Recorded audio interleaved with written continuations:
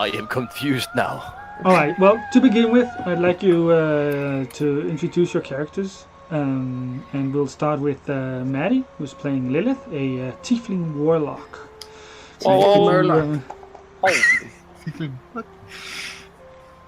Okay, cool. See? Murloc. Complete Murloc right there. What's going on? Can you present your character, describe her, and tell a little bit, both the other players and our viewers, who she is and Yeah, cool. what she looks like. Sure. I'll play with Lilith. She's a tiefling. She's like around 39 years old. She is extremely beautiful and really, really cool. She's got long raven black hair. And she's got like I don't remember her eyes. I think they're green. Possibly. Amber. I actually think they're amber green. No, not amber. Not green. They're reddish. Amber, that's red, right? Yeah. Amber is yellow. Red. Yellow, then. Cool. Let's go for that. That sounds cool. She's got like dusky kind of skin. So it's like, yeah, it's pretty like, I don't know, dusky. Besides that, she's a warlock, and she's also the that's a new thing. She is also the over wizard of the Arcane Brotherhood, which is one of. I guess there's more over wizards. Yes. She's serving directly under the Archmage. There are several over wizards, but there's only one Archmage. Yeah, and then we have Nina, who's playing Harmony, a Genasi bard. How do I do this? Yes. Not like that. A Genasi bard. I'll just wait until you're done mumbling. Yeah, Fine. I'm done mumbling. Really? For real? Really? No. Okay, well, I play Harmony, which is a Genasi bard. I played with her before in the Curse of Sunder campaign we had. She appears to be about 17. She's a little girl. She's not very tall, has long blonde hair, walks around in a nice white dress, seems happy and sunshiny, and yeah, she's cheerful. And not evil, despite what other people may or may not say. And as you mentioned, those of you who have seen the first campaign may remember Harmony from Curse of Sunder. Yeah. Do you remember something about killing angels? I remember accidentally making a block of ice around someone's head. That's not my fault. And also we wanted to see if we could, okay? Nice testing. It was actually more important to see if we could convince the group's paladin to do this, which we could. Without breaking his tennis, that's actually pretty amazing. Yeah. Then we have Lina, who plays Garn, a bugbear druid.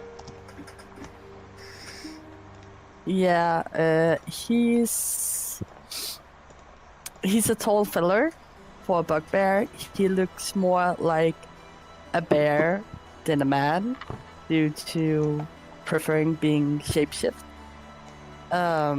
He doesn't talk much. He's in his 20s.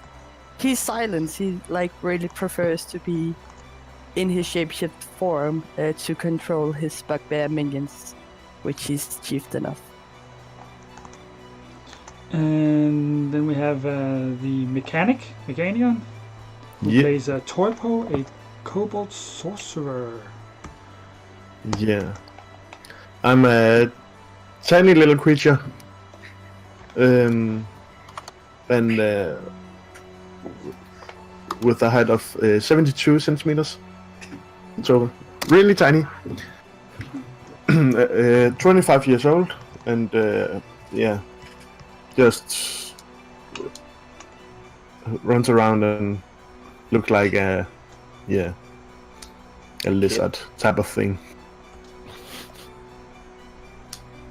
And then we have Kim, who plays Tyrell, a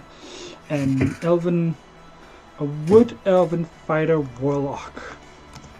Yes, Tyrell is the noble elven knight, clad in his dark chainmail armor, always wielding his trustful mace and his long sword.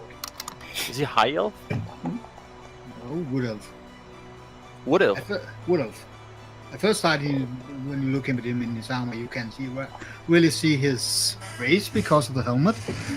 But if you take off the helmet, you can see this dark brown skin and his long black hair and dark purple eyes. Tall and handsome elf. But not much passion, not much joy. Born to fight, born to seeing the war, seeing the dead, seeing the blood. Don't really care about it anymore. Battle hardened, one might say. Yes, very battle hardened. Alright. Awesome. Why is my door open? 2 seconds. Because you haven't closed it. Apparently not, Because you forgot to close it. because I forgot to close Oh my it. god, might be ghosts. Or maybe a demon, who knows? Yeah. Ghost. It was just Jobble that wanted to say hi. Or wizard with mate's hand. We'll be playing a campaign called. Which one's for me? We're going to be playing the second half of Out of the Abyss, but we are going to homebrew it so that instead of demons, it'll be devils, and instead of fighting them, you'll actually be on their side. So, furthermore, we will divide the game up into episodes so that each episode should be. Well, anyone should be able to view these episodes from start to finish without having seen any previous episodes. But at the same time, there will be a coherent story as well. And our first episode is called Audience in Gracklstugh. For those of you who don't know what Gracklstugh is or was the capital of the deep dwarves, of the Durgars. In this capital, the Archdevil, or not the Archdevil, the Duke of Avernus, the grandsire Alduin Arcanay, and his Angels of Death, who have been sent by the Archduke of Avernus, Drake, who is also the god of dragons, has set up his headquarters, his base of operations, his home. He actually destroyed this Durgar capital and has taken it over with his Angels of Death. Alduin and his Angels of Death were Dragonborns, but they sold their souls to the Arcane Brotherhood in order to win a battle, which they lost anyway. And that pact transformed them into these creatures which most people would refer to as devils. Each of you have an idea of the threats that exist in the world, and therefore you support these. You support Alduin and his Angels of Death, who have returned from Avernus to take over the world, not to rule it, but to defend it and protect it against exterior threats. And Lilith is the Overwizard of the Arcane Brotherhood, one of the Overwizards, and therefore she also gets, or Lilith, you get an invitation from these from Alduin and his Angels of Death to attend a great feast in Gracklstugh. I You will decline. be allowed to meet, to have an audience with Alduin. You've only had an audience with Alduin once before. Mm-hmm. She declined. End of story. You decline? Give me a sec, 2 seconds. And he goes AFK. Alright, we'll take another play then. Then we have Harmony. Harmony, you are the ambassador of, or the ambassador from Daedalus. Mm-hmm. You've traveled the world and discovered that the only force strong enough in the world to defend it are these is Alduin and his Angels of Death. And the Daedalus is a nation of Genasi and undead in the Shadowfell. It is also known as the Land of the Dead. As ambassador, you have set up an alliance between Alduin and his people and your homeland of Daedalus, which has appointed you as ambassador. As ambassador, you are also given an invitation to this great feast, followed by an audience with Alduin.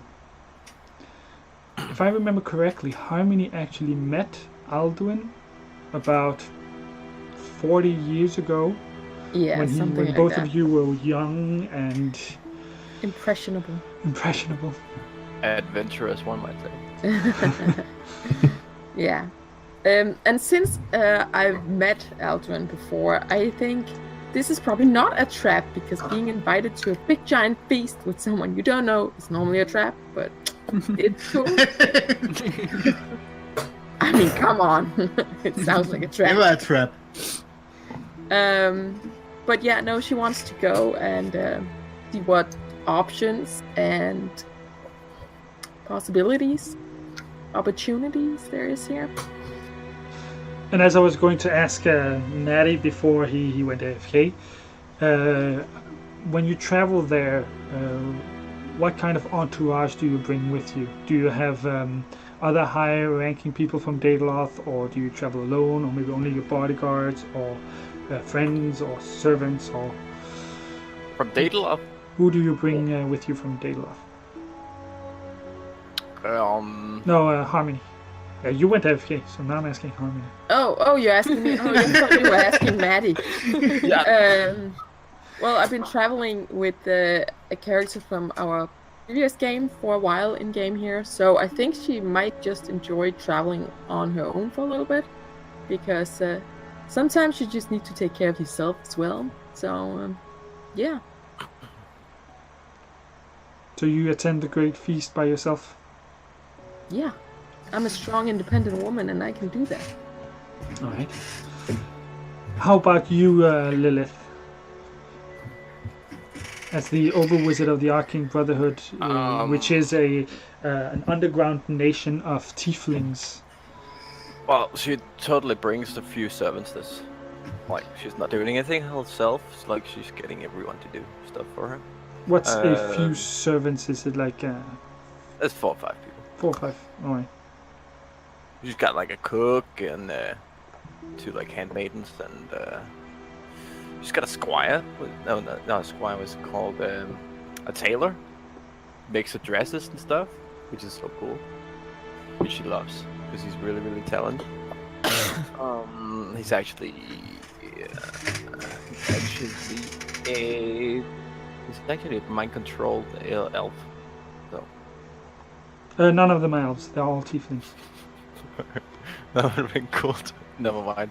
Yeah. So she's got it like cook, blah blah blah, and her like assistant, like her secretary, kinda keeps track of her schedules. Besides that, I guess she's like bringing, like they're traveling far, so they bring like their personal guard. which And is how many? maybe, like, How around- many are the personal guards? Around, I guess, to protect both the servants and her, and the like. They were like traveling in caravan stuff, so they have like I guess 5-10 Do something. I actually would like to know who attends the feast. Does the two handmaids, the cook, the tailor, the secretary, and the 10 guards? Only Lilith, and 2 of her not battle guards. Her, what do you call them, battle guards? Why not? That amazes.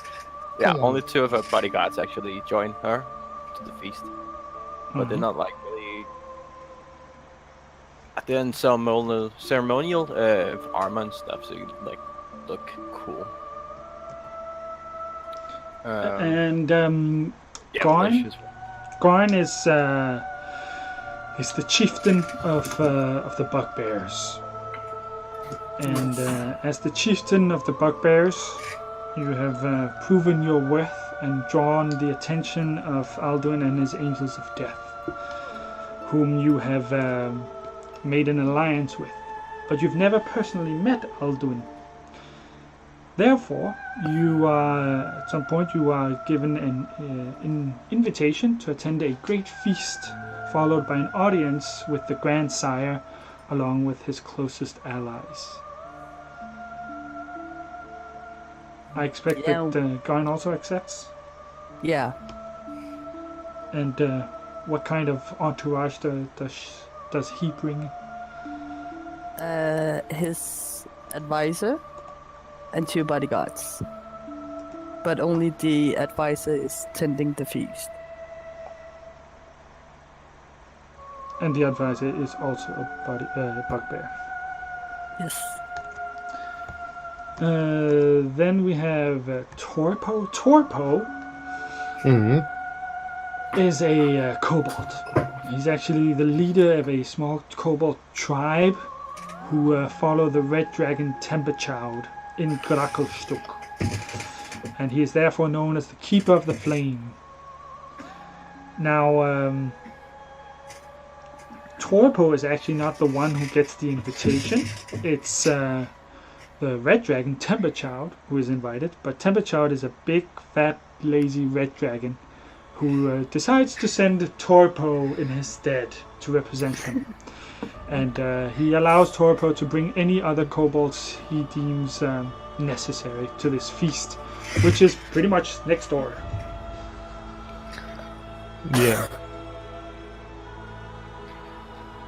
Who does Torpo bring along?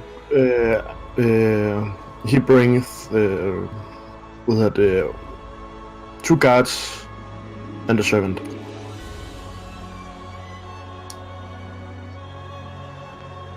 Alright. And the last invitation goes to... Well, this is more of an indirect invitation, Tyrell. You are not directly invited. You don't get an invitation sent to you. As you are one of the closest follower, if not the closest follower of the Blood Lord, which is one of the angels of death. He is also known as Nero the Blood Lord. Am I correct? Nero the Blood Lord? Yeah, great. I sometimes mix them together. There are quite a number of them. And of course it is expected that Nero attends the Great Feast. And therefore, Tyrell, it is also expected of you to attend. And as the follower of Nero the Bloodlord, you do not have any entourage since you are the entourage. That's fair.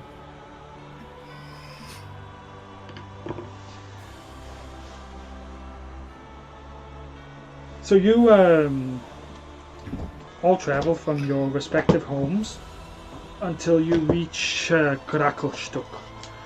And Gracklstugh is a large underground dwarven city in ruins. That's Gauntlgrym. Gracklstugh. Page number.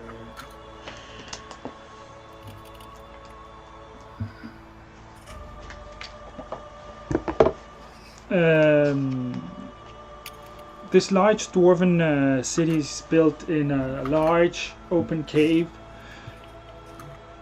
with these very squared dwarven buildings. It's built on the borders of a immense underground sea known as the Dark Lake, which lies to the north of the city. And all of these tunnels that lead into the city has these dwarven gates. Most of these dwarven gates have been destroyed. And the city itself also lies in ruin and has this eerie feel as if it may be haunted.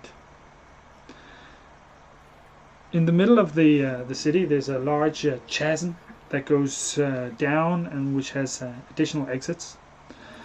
And in the southern part of the city is a large cave, which is the lair of the Red Dragon Temperchild. Alduin and his Angels of Death have taken over the Dwarven Castle, known as, I want to say Overlake Hold, but it's not Overlake Hold. It's... no. Hold of the Deep King. And it's one of the few buildings that are intact. It's an immense... Well, it's a dark, foreboding edifice, large between two great columns. And you can see these giant basalt braziers filled with molten lava that bathe the palace facade in a hellish glow. And the thick stone walls bristle with iron turrets and battlements. Like I mentioned, you may have come to the city with more people, but only those that you decide to bring to the feast are with you as you walk up the stairs and into the hold of the Deep King. You enter the main hall where the feast is going to be held. And this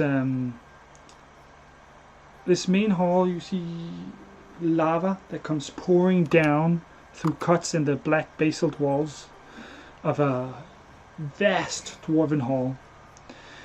The heat from the lava is oppressive and the air reeks of sulfur. There are these thick black columns that support the heavy ceiling. And the whole place has been set up with tables and well, there's several tables, several long tables filled with all kinds of food.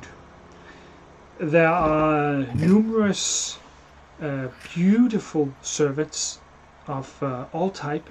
Servants that would all kinds of servants, so you can easily find a servant to your liking. And there are musicians playing music. Then you notice there are 3 tieflings, a beautiful female tiefling with 2 bodyguards. There's a beautiful young water elemental girl. Yeah. There's 2 bugbears, 2 male bugbears. There are 4 kobolds, where you see one of the 2 of them are guarding the 3rd one, which is being served by the 4th.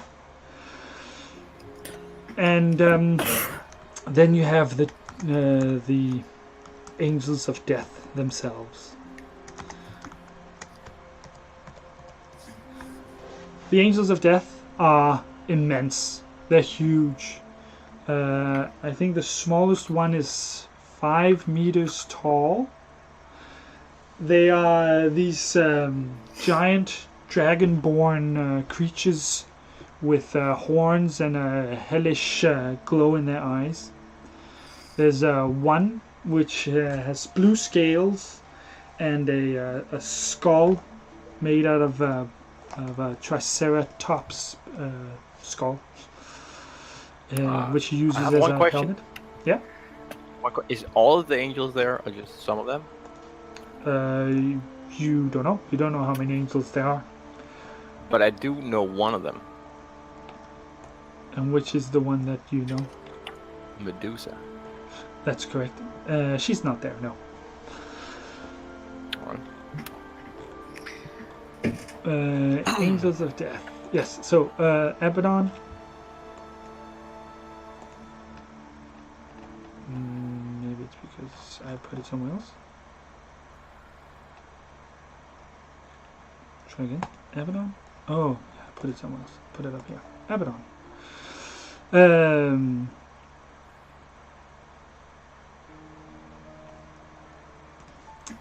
Yeah. Another one is a dark Dragonborn. You can't actually see what he looks like. He's covered in these robes and with this hood, and has these yellow, greenish, glowing eyes in the shadows of his hood. And he too is very, very large. Oh. Does Harmony actually recognize this guy?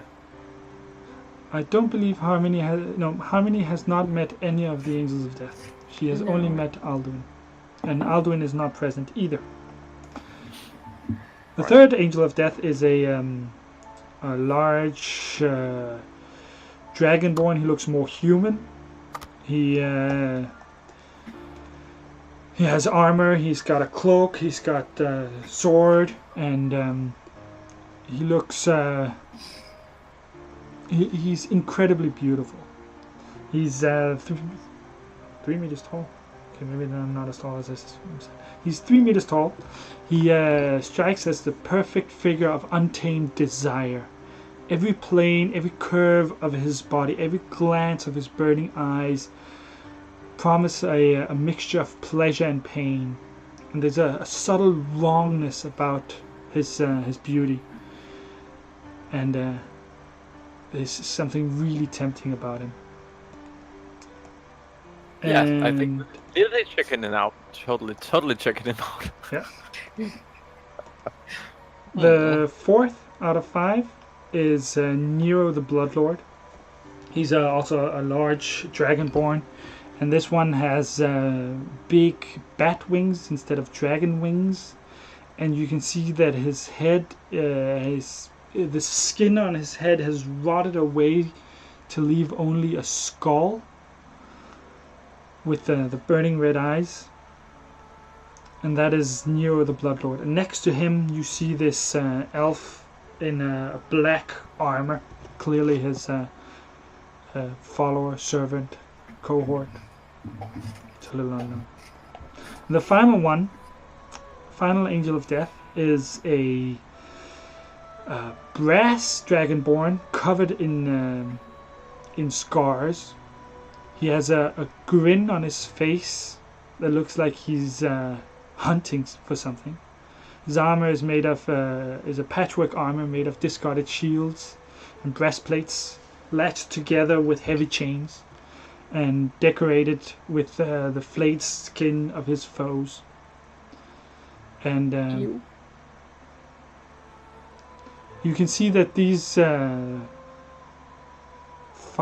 Angels of Death are placed in different places in this immense hall, and are already, as the feast has already started, they're already enjoying themselves. They're being served by these immensely beautiful creatures, and you're pretty sure you see things that wouldn't be allowed elsewhere. Let's just put it that way.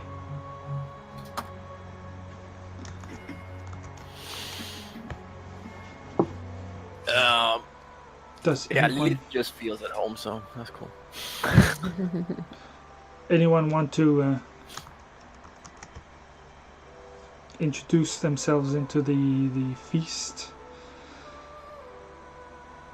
I think Lily's just kind of skulking for a moment, just checking out people, like anyone she like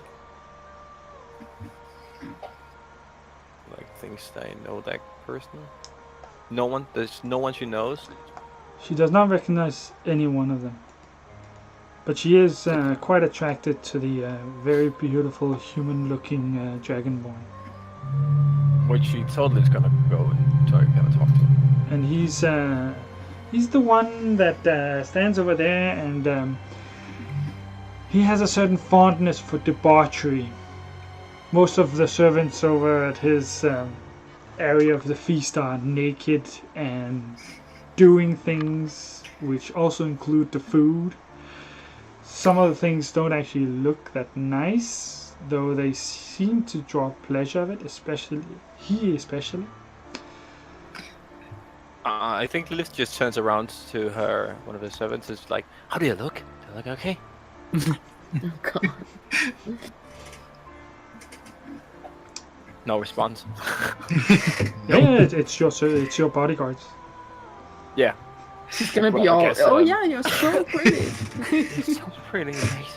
Well, she said like, "Yeah, okay, I'm good. 'Cause I'm actually pretty awesome, am I?" Yeah, I am. And then she just turns around and walks straight up towards the handsome, huge guy. Which she's like, "That's so amazing." How about Tyrrell? What is Tyrrell doing? Well, Tyrrell is keeping his watch around, looking around on people standing close to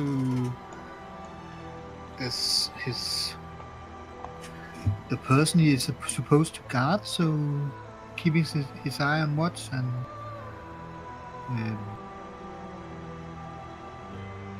making sure nothing unsuspected happens. The Bloodlord has a certain fondness for suffering, and he's currently enjoying feasting while being entertained by a show of torture. Always enjoyable. Burning flesh, always a good thing. What about Harmony? I mean, she's been around a while, so she's not that phased. She's spent a lot of time in a lot of not so nice places. So she's sort of just standing, looking a little bit reserved, waiting to see if anyone approaches her. It's my own personal nightmare to not know anyone in the party, but Harmony's fine with it. And what about Gorn? I think Gorn is just bored and small talks with his advisor, like, do you know anyone? Do we want to stay? Where's Aldwin? Do you even know what he looks like? Why am I here? I have so much to do. I don't want to be here. Your advisor, of course, reminds you that as a leader of the Bugbear tribe, it is your duty to attend these kinds of political soirees, and that Alduin is probably, how do you put it? He's not late. It's us that's early. Yeah, he's late on purpose. Or maybe he's And going to then, make a grand entry or something. Yeah. And then I noticed that water elemental across the room, like, that's different. What is that? Just stares. Harmony?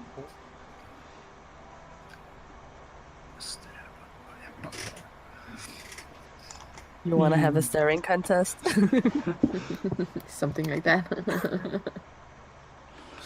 While the bugbears and the water genasi stare at each other, what does the kobold Torpo do with his little...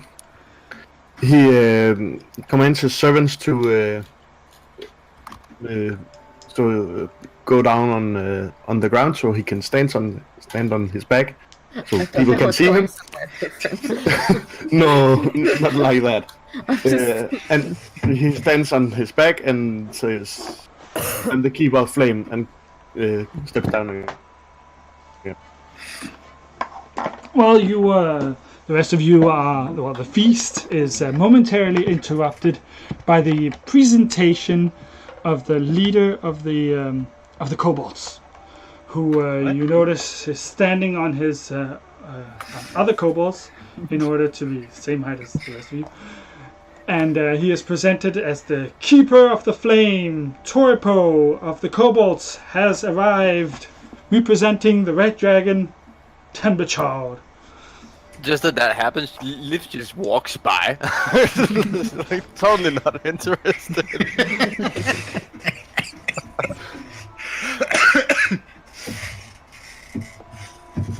All right, Toripo, you have made the grandest entrance of all the guests.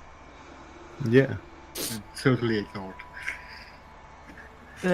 Gorn turns and faces him, like bows down and Gorn, and then points to the advisor, like, introduce me for the rest. I don't... Whatever. The advisor goes, I don't know anyone. I smash him and, like, Gorn, chieftain of the bugbears, nice to meet you. And then crawls back into the wall, like, I don't really want to be here.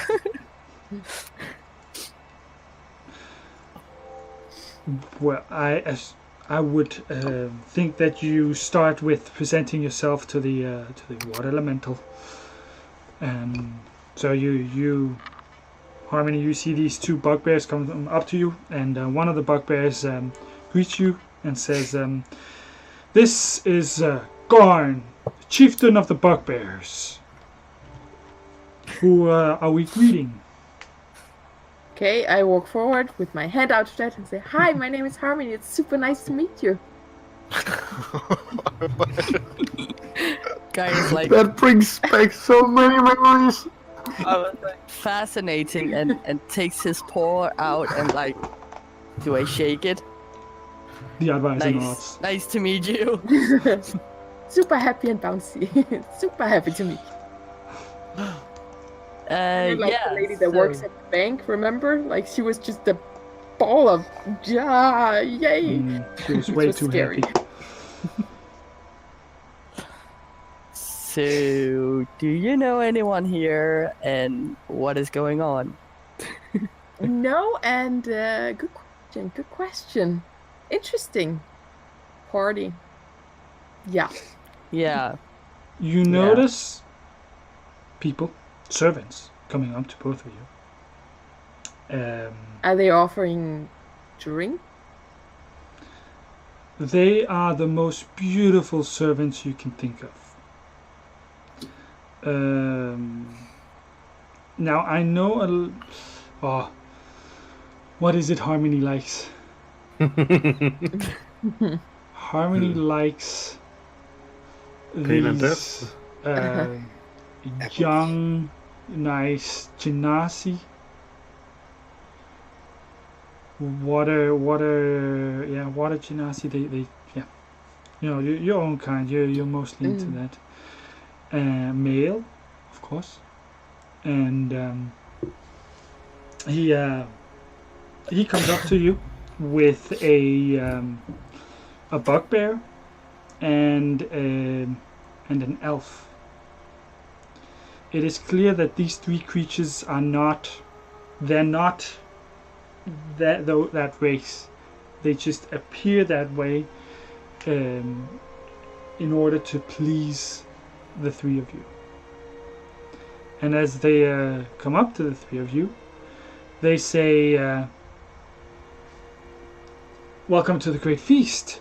Please have a seat. We have music, we have dance, we have entertainment, we have food, and anything you need, let us know." Thank you. Yeah. Garn is looking at Harmony like, I don't know your name, but do you mind sitting next to me because this is awkward? Yeah, let's just And you sit. seem entertaining from afar, so maybe it's even more fun up close.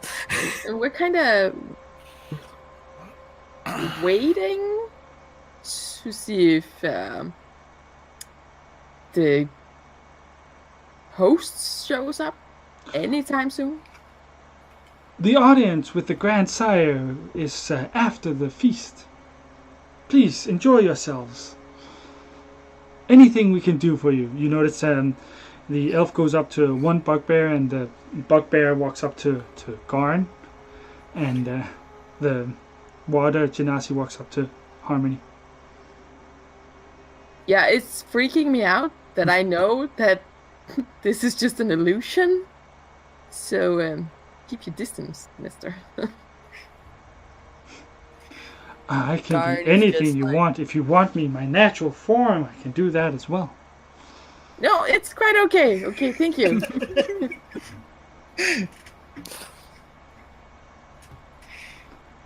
Is there any like fruit of any sort? Yes, there's anything your heart desires. Apples. Hmm? Bring Fresh. me apples. Fresh red apples. Well, And then- you are led over to a place with very comfortable seating, with nice fruit, and a half-dead person lying on the table. Glasses with red liquid in them, and some other strange roots that the bugbear being served by the elf throws himself over. Garn hand like wants to take an apple and then kind of under the table or whatever uses detect poison. Yeah, I Like, was. Yeah. I want to make sure I can eat this and not get sick. Like, fact that humans, excuse my language, like, I just want my fruit. It's not poisonous. Okay. Then just silently eating it while watching everybody else, like, this is so weird. It's super weird.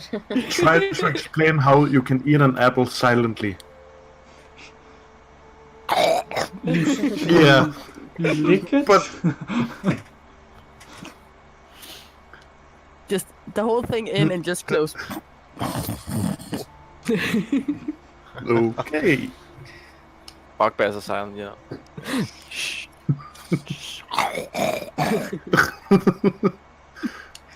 Toipo, Yeah. your kobolds are greeted by other beings, servants, which have taken the guise of kobolds, pleasing kobolds, all of them ready to please any wish you may have, any entertainment, food, any desire, and they give you a lot of attention. It's anything you want. And over here there's like a small throne that looks like it's made out of gold. Please sit on it. And Small?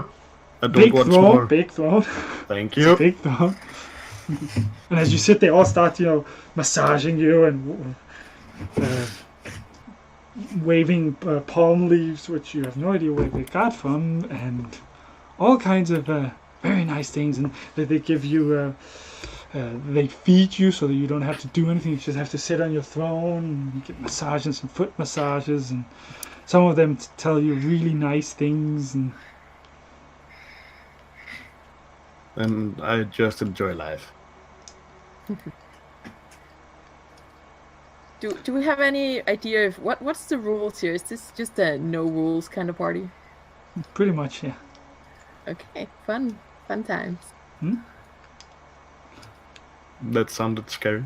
I was thinking Harmony wants to cast a little spell just to have a little fun and cast hypnotic pattern in the middle of the room and snaps her fingers in front of Warren's face, so not affected by this spell, just to like see what happens.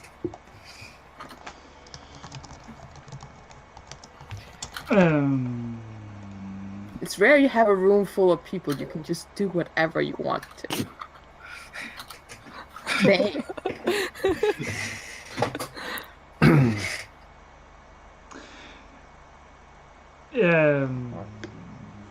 Interesting. All right.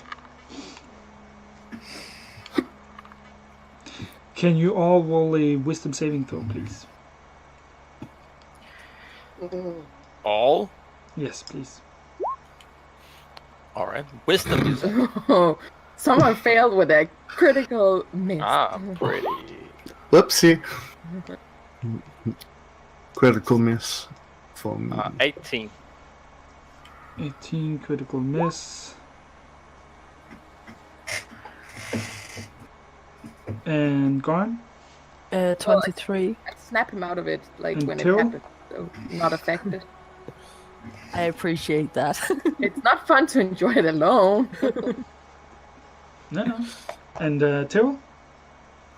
13. 13. Now the reason I'm asking is because it is a little interesting to know, well, especially for Harmony, to know who here is powerful and who here is less powerful.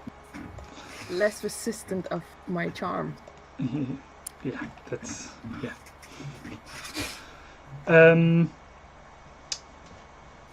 The Demon Lords completely ignore the show.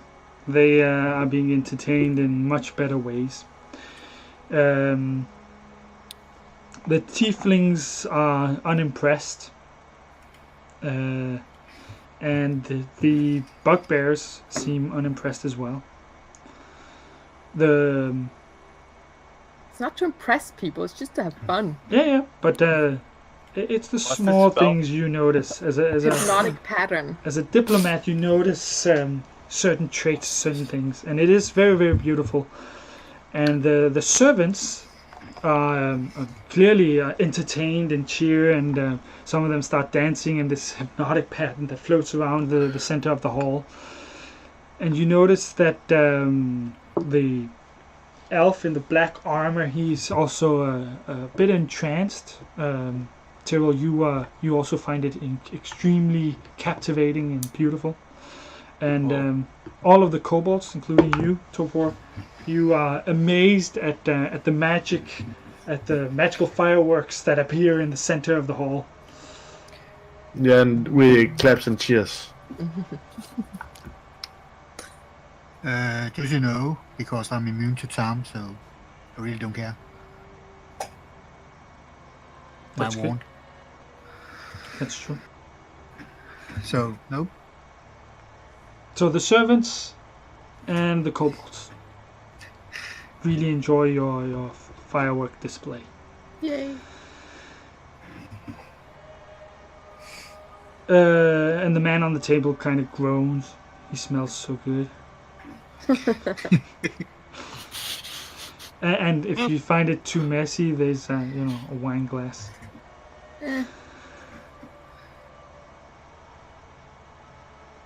Lilith, Yeah. you walk up to one of the angels of death. Not just any. I'm walking up to one very specific. Yes. And She's semi kinda ignoring the others actually. Does she have a feeling she knows? No, she knows not who he is, right? no, she does not know. But he is extremely beautiful, and as you approach, you see that he is being entertained in the strangest of ways. He Explain. he is very, very tall, 3-4 meters tall, and he's not simply sitting down and eating. He's moving around and eating, and he is half naked, and he is doing things to those servants, which both seems pleasing, but at the same time also looks painful. And Lilith he's just stops and just watches this and is like extremely impressed. he gorges That's so himself cool. in food and in alcohol, and there are big water pipes that where people are smoking from and laughing, and all kinds of strange things in this corner. And as you approach, he seems unimpressed. He seems to not really care that you have advanced into his area.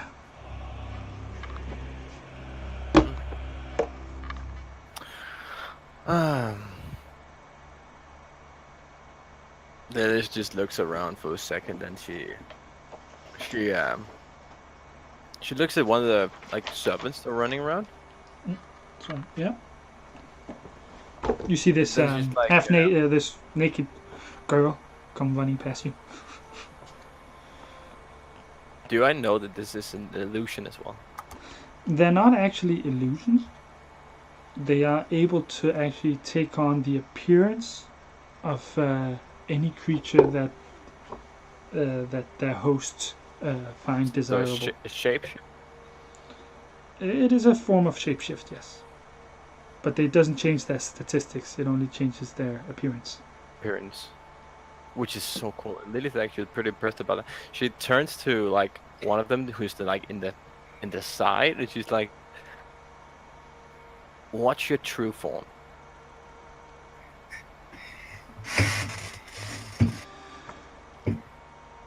She turns into a beautiful woman, still very beautiful, but looks much more humanoid. But clearly a devil. She has devilish wings, she has claws, she has horns, red eyes, fangs. She's still naked. She's not wearing anything. And she's extremely beautiful. I think even you would deem her to be prettier than yourself. Uh-oh. Which says a lot. She did like, that's not actually even possible. Is it? And then she looks. Can you please roll a wisdom saving throw? Come again? Please roll a wisdom saving throw. Saving throw. Yes, please. Jesus, again? Everyone just trying to charm me? Get out of my face. 16? Actually, you would deem that she's about as beautiful as you. Her horns, they're not big horns. They're these very cute small ones. You've got big horns. She's got these very cute, innocent small horns. She's got a forked tail that really goes well with her curves and her body and her claws and her breasts and her hair and her big ass wings and her red fiery eyes. Do I know what she is? Make an Arcana check. Arcana? Mm-hmm. 8. You have no idea what she is. You're not even sure she's a devil. Lilith just puts her head up to hers and then she whispers, "What are you?" She moves forward and grabs your hip and embraces you and comes closer and closer, whispering to you that if you really want to know, come closer, come closer. Lilith leans in. She gives you a kiss. And I'd like you to do a Constitution saving throw. Constitution? I'm pretty decent at that, actually. 20. 20. As she kisses you, as she embraces you, you feel that this is everything that you have ever desired. It is. You have longed for such an embrace, for what seems an eternity, and yet, as she kisses you, you are left with the same longing. It's as if it doesn't really fulfill your desire, as if it's actually made you long for something that you can't have even more. And it's not just the kiss, it's everything. You can feel it deep down into your very soul, that this longing starts to pull you. And you Actually, take before she... 20 psychic damage from this. And as Wow, she as that pulls happens, away, she goes, I not am pull your away. worst nightmare and your best dreams. Actually, she like... 20 just psychic takes it damage? straight. Yeah, she takes that. Am I dead? No. No, you're reduced, but you're not dead. Reduced. Psychological. Psychologically reduced.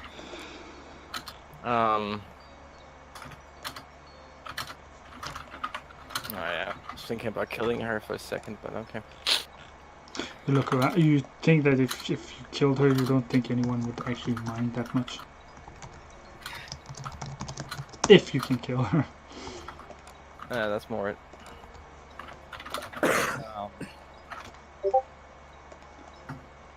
And if you would kill her, I mean, you're playing a character that usually avoids fights.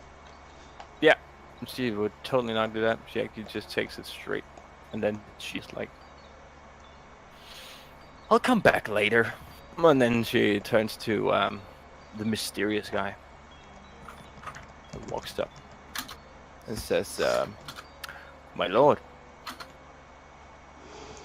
sorry for disturbing you." One of our guests have arrived. Which one are you? My name is Lilith, and I'm a over-wizard from the Arcane Brotherhood. And you are, good sir? I am Aurelius, the High Judge. High Judge. I'm impressed, I must say. That's not happened quite often. Actually, haven't happened until today. This is a pretty fine establishment you got here. I am extremely impressed by this place. You've really done something out of actually this whole city. Much greater without the dwarves. They were becoming cumbersome, Very true. unimportant, annoying, nuisance. A stain upon the world, I You know. see, he checks you thing, out yeah. a little and goes, I believe you would look much better without those clothes on. You I just think she's like, alright. And then she's just like, actually, I'll do. He's very large, and he, without, he doesn't even wait for your permission, but he starts undressing you. I guess actually, hello, if you were getting, if you're like really close to this, you actually see her blush for a second, for like a second, but she just rolls with it, and she points to a waiter to get something to drink. You Been a are, long journey. you are served a bizarre. You don't notice it until you actually start drinking it. True. Am I gonna do a save again? I'm just gonna die before we get through this feat. It's the feast of death. True. There's a feast of test. Test feast. I don't know. I'm thinking. Should I be nice to you? Oh, thank you for the follow. Cave troll. Amazing.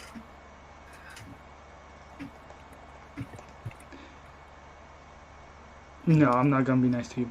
You are given a drink, and he's taking off your clothes, and he's twice as big as you, but it's very nice. It's very. It's not the same as with the woman.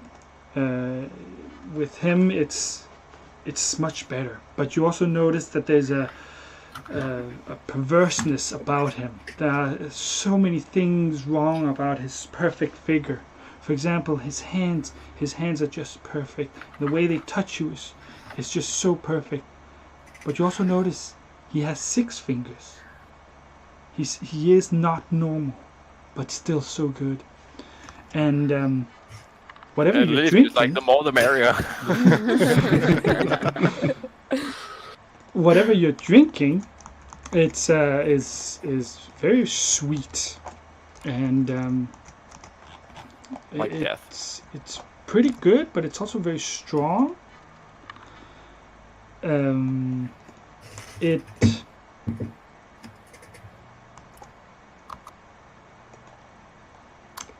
seems to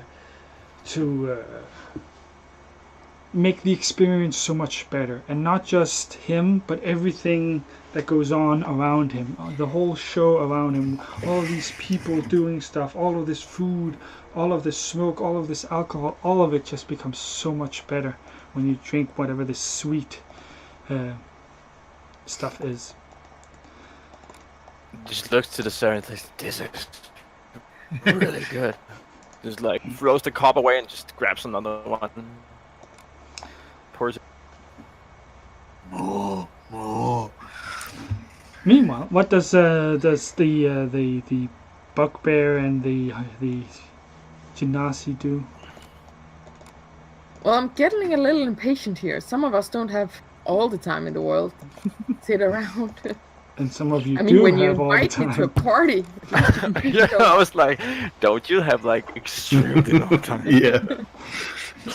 No. That doesn't I'm mean wasting my life patient. here. I'm not getting any younger.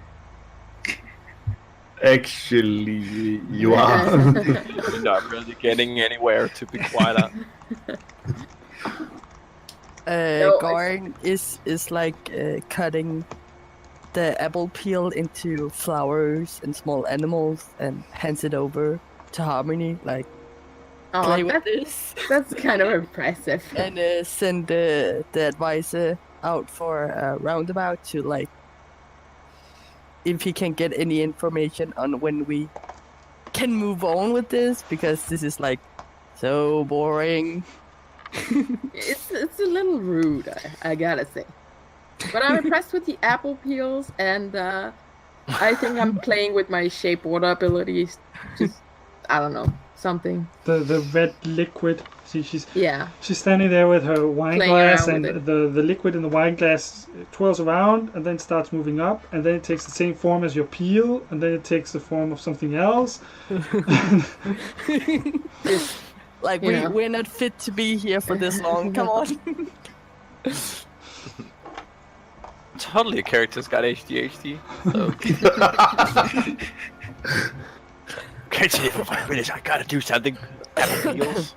I can't sit still. Been What sitting here about for 2 minutes. what about Till? What is Till doing? Well, true. First of all, enjoying probably the screaming around his master. Love watching the torture, and in a way staring at probably that whoever tried to charm people in the middle of a feast. It wasn't actually an attempt to charm, because the charm effect was not put into use. It was simply a firework display, magic entertainment thing. Yeah, Harmony's been traveling here alone, and like she likes to play with people. So. But it is an interesting question that you pose.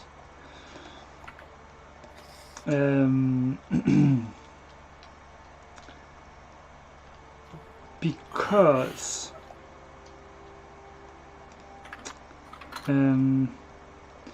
Harmony, when you did the hypnotic pattern, did you make it clear that it was you doing it, or did you want to hide it and simply? Yeah. No, it's not a secret. I'm a bard. Like. Nope. Sorry. Yeah. So Till, it was clear that it came from the water genasi. But I mean, it's also as you say. I mean, I didn't charm anyone. It's just for fun. It's not. Yeah. Bardic entertainment. Yeah, it's what I do. Being annoying. Okay, I understand. Fair enough. Oh, excuse me. Let me take you to the lake and show you my big ass ice cube. Cool. Anything else, Tiro? No, actually, most of all, just enjoying the party. As you see, it's Do you eat anything? No. When the DM asks, no. Yeah, when you act like that. Nope. Not me. No, I don't need anything. I just saw my teammate like having like eight wisdom saving throws in a row.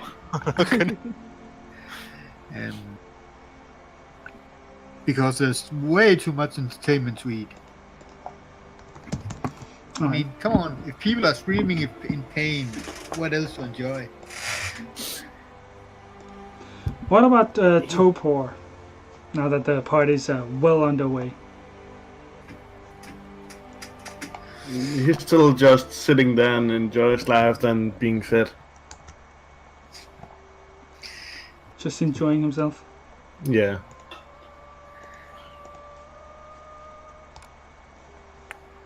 And I asked the servant to get him some water from the local place they usually go to.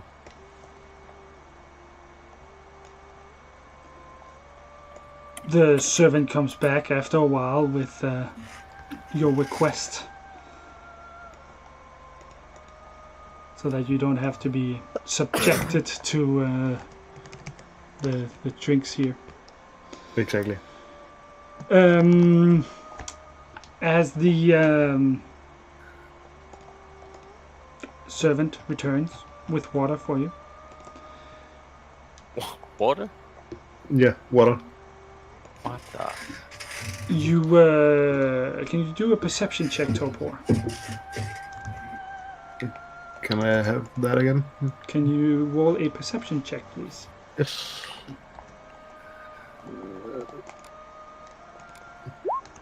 15.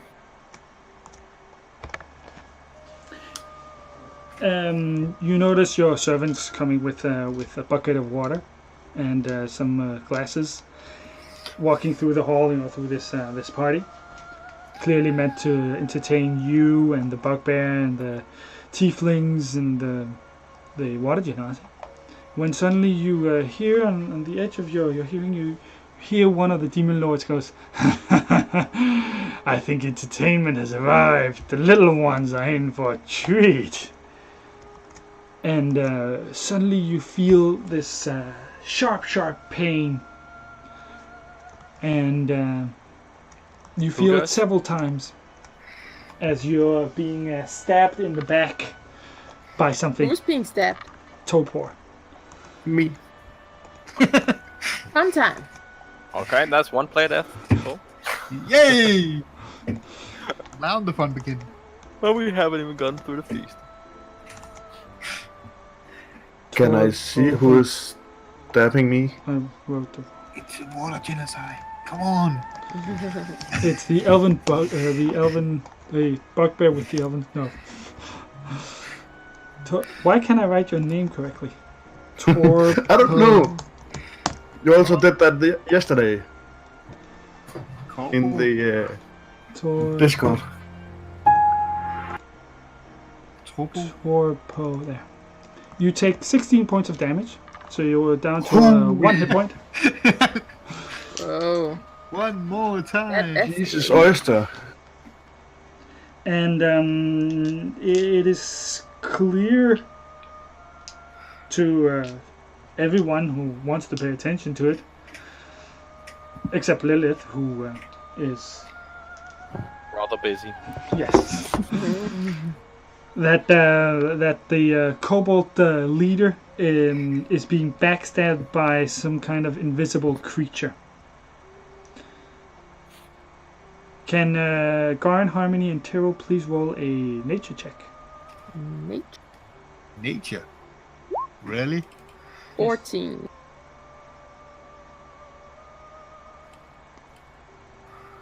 Roll that dice, yo. You guys know nothing. 7. Oh, the brute 20. Alright. Harmony, you just seeing this kobold leader being backstabbed by an invisible force. Tyrrell, you've served the Bloodlord for quite a while, so you are aware, just as Garn is aware, that the Duergar dwarves of Gracklstugh have an innate ability to turn themselves invisible. Garn, your knowledge is a little more advanced than that, because you know that Durgar dwarves who turn themselves invisible would become visible as soon as they start backstabbing someone like that. You believe that this is another creature, maybe even an elemental creature. You have a water woman, and you believe this may be some kind of air elemental that is backstabbing the kobold. How do you three, how do all four of you react to this? Depending on the distance, I'll try and run over and take that little kobold. Like, come here, fella, don't. Like, safe. I'm pocket size. Put it in my back and run. Wait, what?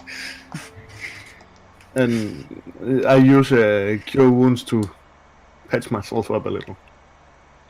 How about Harmony and Terrell? I'm thinking when I see this thing happening, the blood that I'm playing with, I just throw it in the direction where the stabber would be. See what we hit, see what happens. And Terrell? I guess I'm more or less just watching, because Getting turned on. I don't know him. The Bloodlord's simply laughing. Look at the little ones being stabbed to Look at death. the critter is getting maxed. He looks at his servants. This is much better entertainment than what you're doing. That shit's boring. Alright. Garn, Harmony, and Torpo, please roll initiative. Oh no. Do I have my to roll my cure wounds before? No. Wow, a 7.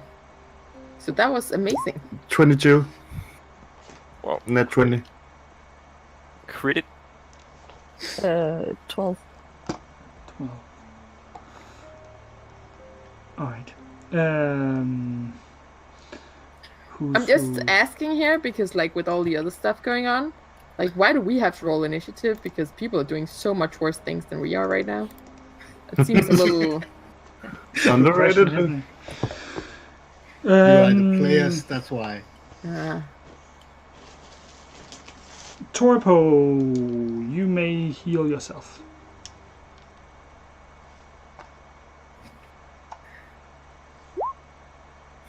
Three. Yay! Pet. Well, Alright, that's pet in my pocket. Actually, why am I So not you rolling? are at on 4. 4 hit points. Yay! I'm gonna roll real dice from that one. Go! And I would imagine a lot of the servants, the kobold servant kind of just flees, I'd guess. Yeah, my servant flees and the guards are trying to find the backstabber. Run away! And the guards... do you want to roll for the guards, or should I roll for the guards? How do you want to do it? You can roll for them. It's easier. You have the stats. The two kobold guards are frantically running around your throne trying to find the would-be assassin, while your servant is kind of just drops the bucket of water, turns around and starts running out of the hall, while you're lying on the throne being stabbed in the back while touching yourself, and you have this draconic light that starts enveloping you to protect you from whatever is attacking you. And I wrote your name wrong again. Torpo. There we go. And suddenly you have this these two bugbears that come dashing through the hall towards you, and they grab you. Torpo is not pocket size; he is small. He is 72 centimeters. yeah. So he's A little over half meter. yeah. He's not very large, but he's not pocket size. But Goran, I if you just want think to, size of a Guard, pocket. I think Guard is like taking him and then back to the advisor and being the front man, like away. Torpo, how would the Kobold guards react to this? Kill the bugbears. They see me flying by being grabbed. So, your flies. We gotta run with you. And then the little feet tumbles over the floor and tries to follow. And at that moment, you got this blood that flies through the hall and hits the would-be assassin, which is it's hard to describe what form it has, because it's not a humanoid form. It is as if the air itself has taken upon itself to slay you, and this red liquid now simply floats in the air wherever this creature takes form and moves, and the creature kind of moves around. There seems to be only one.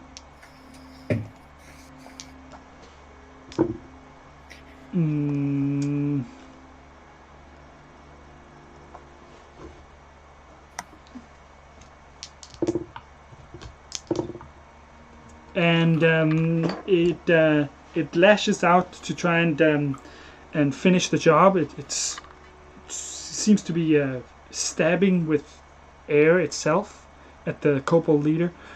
But as the bugbear arrives and pulls Torpo away, and the two guards are frantically running around, he hits the Kobold guards and cuts them down. And you can hear the demon lords. It seems to have attracted their attention a little more, and they're starting to clap and like, oh yes, finally, something interesting happening.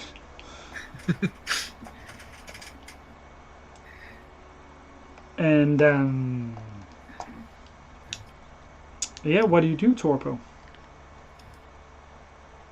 I'm gonna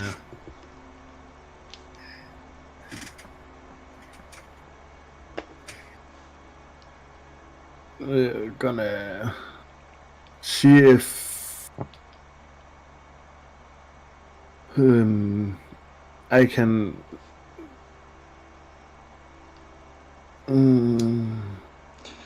What about Garn? What does Garn do? Yeah, what do I do?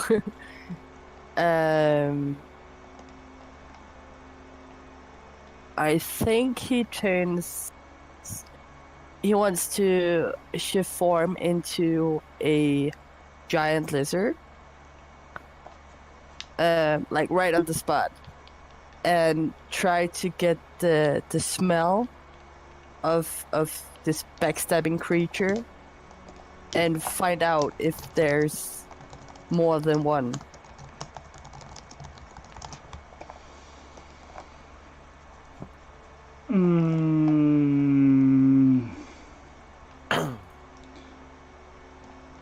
Can you roll a survival check? I can try.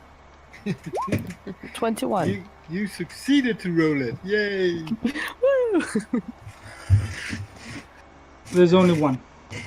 There's only one. Okay, I'm straight for it. Just let me kill that son of a cave troll. I like the little guy. Don't do that. Thank you, Zenaya. Alright, so you turn into a giant lizard, sniff it out, and then you attack the red blob of air with the red liquid on it. Yeah. Alright, make an attack. You have a +4.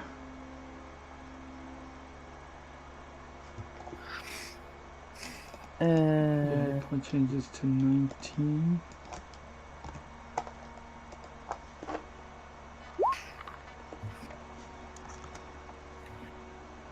That's... Wait. Yeah, that's just my hit dice, right? I don't know. What did you roll? 4. Yeah, that's just your hit die. Yeah, 4, that's +4, that's 8. 8 is not good enough to hit it. How about Topor? He's gonna... what it's called... use a cure wounds again. Try to close all the stabbing wounds. Alright, go for it.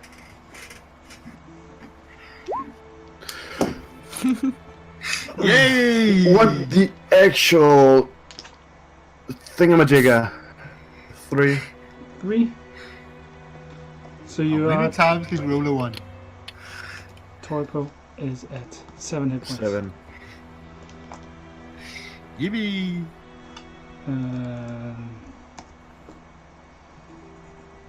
Alright, and Harmony?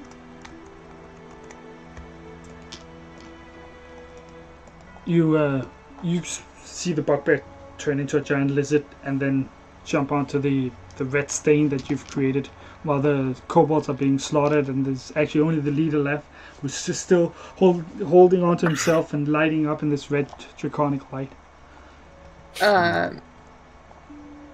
Well, normally I'm not much for participating in fights. I do enjoy watching the show, but again, also a little confused as to why this is suddenly happening. I mean, everything else seems to be fine here.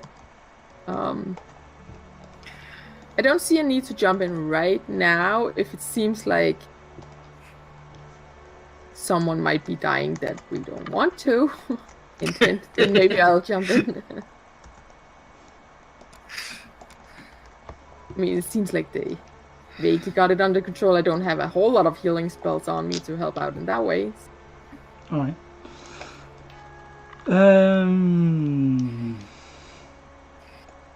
Yeah, that's a good question. Do they have it under control? Uh-oh. It's Garn and Torpo left against their invisible assailant. I just hate invisible creatures. They're broken. No, that's just hard to see. They're just hard to see. True. Can't use half of the spell to make this. Oh. Invisible creature seems to smell them want to out, get women. past you, Garn. So it tries to stab at you and lash out at you and get through you. And it doesn't get through you, but it does harm you quite a bit. You lose 12 hit points, so you're down to 7 in your lizard form. That's nothing. You should try to succubus. Wait.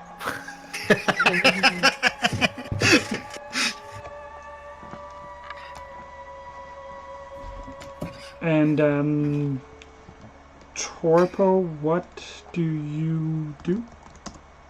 Fireball. Still healing yourself? No, can I see the thing? You can't see the creature, but you can see where it where it is. So you can target Yeah. it, but it's still invisible. I think I'm gonna use Growl, Crow and Back. You sorry, what? Oh, yeah, My coward, growl. coward Yeah. growl and bag. Aww. You notice the kobold starts to just go down on his knees, going, no, please don't hurt me, please don't hurt me, I don't want to die. Aww. He's kind of cute. I am cute. Wait, what? What? A cutie booty. I'm big Aw. and scary. Oh, done something. That's...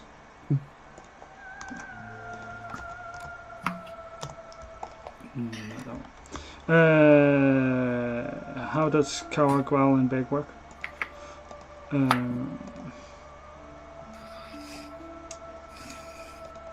Well, I Coward. don't know. I'm not. Growl It gives and Beg. advantage on allies, advantage on attack rolls.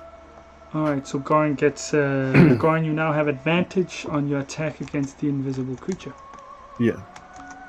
Appreciate. So you roll You're welcome. twice if you want to attack it, and you choose your highest roll. Use your highest roll. Can I use bark skin on myself? Not while you're shapeshifted. Okay. Mm. It sucks. Yeah, because you can cast spells when you're like in form. No, so. Yeah. What did It's you roll? my turn, right? Yeah. Yeah, I'm just gonna do my best here. Ooh, not bad. 8 plus 4, that's 12. And you rolled twice and took the highest? Yes. Yeah. No, Well- you only roll. Never mind. That's not high enough. You're rolling hit die. You are unaware of what it is you're attacking. You're actually hitting this invisible air where you think it is, but every time you try to scratch it and bite it, it's not there. Lena, you do know you're rolling hit die, right? You're rolling 1d8s. Yeah, I asked before if that's... roll An a attack is a D20. D20, just a D20 plus 4. Oh! It's always a D. Yeah. Dungeons and It's Dragons is a always a D20 system. You always roll a D20 unless asked otherwise. Okay, then it's 14 or... Whoa, sorry. Oh my god, stop doing that. That's the right 19. slash. Yeah, It's 19. 19. yeah, 19. 19, not a 9. 19 is a hit. You deal 1d8 plus 2 damage. Actually, she has rolled 1d8 twice. 1d8 what? 8-sided Plus die plus 2. 4. 4. Right.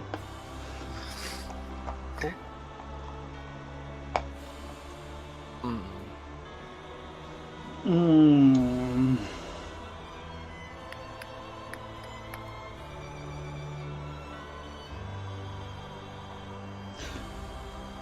Going, can you roll a perception check?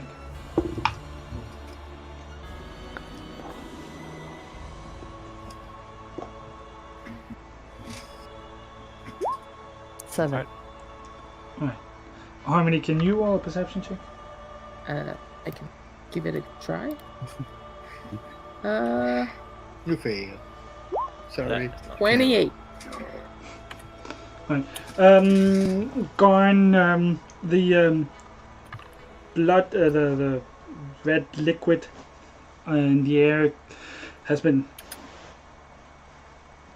shaken off, so you're unaware of where this invisible assailant is, and it seems to have moved and therefore decided not to attack you. And you have no idea where it has moved to. But Harmony, you have better eyesight. You can still see some of this red, some of these red stains in the air here and there. And it seems like the assailant is trying to escape the party. Can I do a vicious mockery on?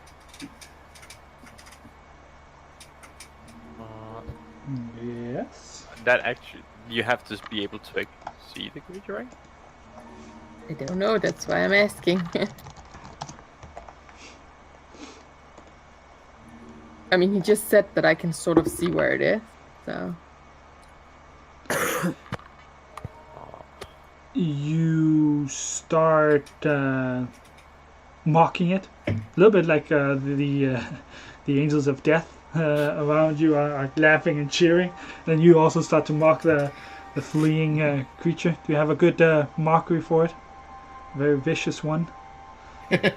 Well, apparently is- you're very bad at your job, and I can see where you are, and you will not leave here like this. Because you... Sir? I can see you, invisible one. Yeah. Alright, you deal 2d4 psychic damage. You need to go back to school to train no more. I can see you. Oh, yeah. 7. 7. So it takes 7 psychic damage. And it's because it gets mocked, it gets disadvantage on its next attack roll. And it seems to go from trying to flee the party to running out of the party, crying in whatever elemental. Oh, you know elemental. Does anybody else know elemental? Nope. Well, I kinda do No, you don't. with one of my spells. Yes, Yeah, but then you have to cast the spell, true. which is an action. I know. Yeah, it does. It does run out of the party crying. Well, there's a lot of party going on, so it's only Garn and Torpo who notice that the wind starts howling all of a sudden. And Harmony, you understand that it goes.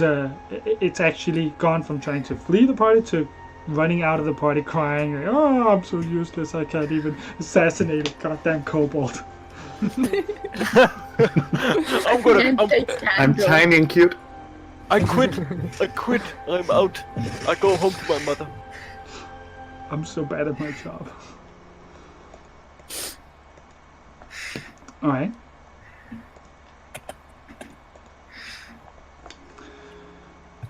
Tyrrell, Yes. you've been enjoying the show?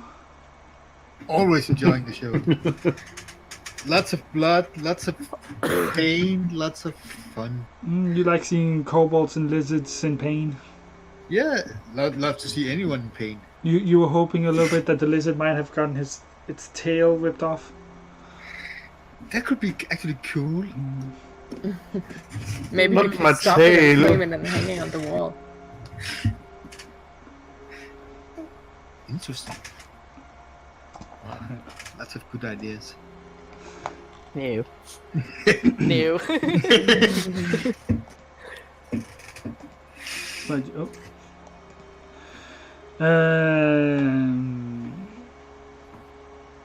Lilith, you haven't really noticed that much that's been going on.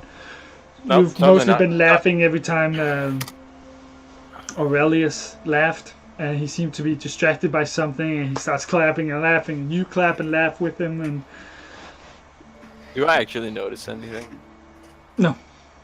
you are under the effects of Love. whatever liquid this is.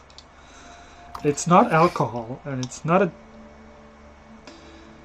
It's goddamn drugs. I know it. I think I'm a drug. the closest description I could give you is that it's like absinthe. Oh, cool. I'm in. More of that. But it's not an Yeah. alcohol. So, but it and this one is very sweet. It's a very sweet liquid, and it just it really fucks with you.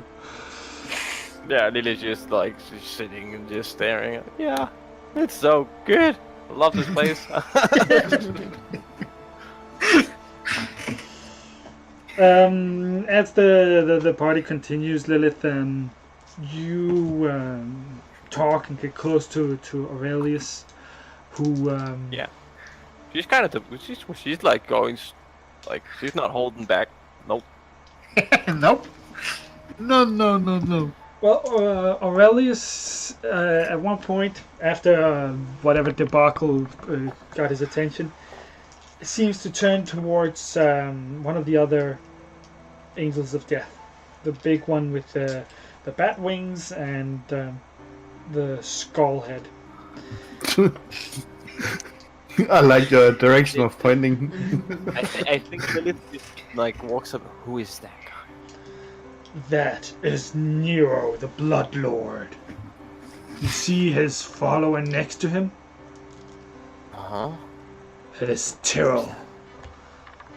What? dirty Wow, elf. That's a dirty elf. That's right. Very true. You know how the elves have corrupted the surface world. Yeah, but they're good for one thing though: torturing, killing, and eating. If you're into that, I guess. Besides from that, not really worth much. Oh yeah, they do make pretty nice jewelry, but besides from that, no. They also make very good spies. And I wonder if Tyrrell is one of Nero's spies or what the story there is. I don't care. I have my own elven spy. That's actually a really good idea. Unfortunately, she's gone missing. I've only had her for a year. And then, well, you know what it's like when you lose a toy. Yeah. Hey. Especially the living kind toys. Mm. Yeah. And I lost her months ago, and still, it pains me to have lost Kalisa. She was on her way back from the surface world to report back some kind of important information she had gathered on the elves. But I don't know where she's ended up. Sorry. Somewhere in the so Underdark, sorry. but I don't know where. Pretty sure she can be found. She's an elf, remember? She's just maybe got lost. I'm pretty sure they don't have that good eyesight. Now, where were we? Oh, yes. Come closer. Oh yeah. Sure. She jumps up. Yeah, she's going for it, man. Torpo, Garn, and Harmony. Yeah. The assailant has fled the party. What do you three do? Gorn changes back and turns to the kobold like, "You okay? What was that? I don't know, but it hurt. Why you? What did you do?" Yeah, I'm I'm very just, familiar with I was just enjoying myself, actually. So I don't know. I totally know that feeling. I mean, sometimes it's not even my fault, and then people just attack me for no reason, and I didn't do anything at all. What? And I'm also very fascinated by the fact that you're not pissed off. Taking it pretty It cool. wasn't his fault. You notice that Torpo's still on his knees. Which makes him even smaller. I'm only 30 centimeters high. It's like a little pet. Holy. You're like an imp or something. Yeah, when Even I'm if on my Lars knees. kneels down to you, you're still like tiny. Like, Yeah. aw. Little teddy bear. No, I'm not teddy bear. I'm a lizard kind of thing. Sort of. Iconic? I don't think you Kinda. call yourself a lizard. Maybe a worm, but... well, no, it's up to Yeah. you. Of course, you can call yourself a lizard if you want to. Remember critter maybe? It don't sound so dramatic. Dramatic. Yeah. Baby crocodile. No, I'm not a baby. I'm 25. Very small person. Yeah. Very small person. I'm just I a got tiny feelings. guy who like big things. That came out wrong. That's not something. And I was like, yeah. That came out really wrong. Well, good thing for a character, you came to the place. Yeah. Yes. Garn is like looking at the kobold and making sure that he can take care of himself now, and just returns to the fruit. Like, you okay? Yeah, fine, bye.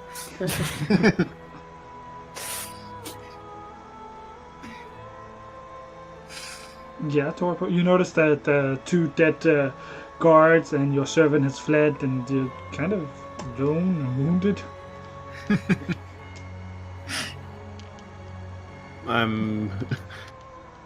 finding a small pile of sticks kind of thing, I pile into a little chair and sits under what it's called, one of the chairs. So I'm sitting here and safe. Hey, you don't want to sit on the big throne no more. Nope. Nope. Big throne, mate. Ow, ow. I'm out. And Harmony? Since everybody seems to just be going back to whatever they were doing, I'm just gonna go Another sit day in and hell. play with some of the feathers in my hair and just wait for this super rude host to show up and tell me why I'm here. Well, the feast has been going on for nearly 2 hours now. Yeah. And that's what I mean. it seems like it's going to be going on for longer. Until everyone is drunk. Wait a minute, somebody's not drinking. Does Harmony sit beside Garn again? Yeah, Okay, then Garn playing is with my like, hair. I want to play with your head too. Apple Okay. peel's exploring now. And I'm She looking has a lot lot of, of stuff in her hair, like feathers and yeah. Like kind of keeps her trophies and stuff. and I'm looking up. That's a lot of stuff. This is a feather from an angel. Fascinating. Oh, Tell is me that gonna be an more. issue? I also have a demon feather. Is that like gonna be an issue here? No, these are devils. Devils don't like demons. No. Okay, good. Just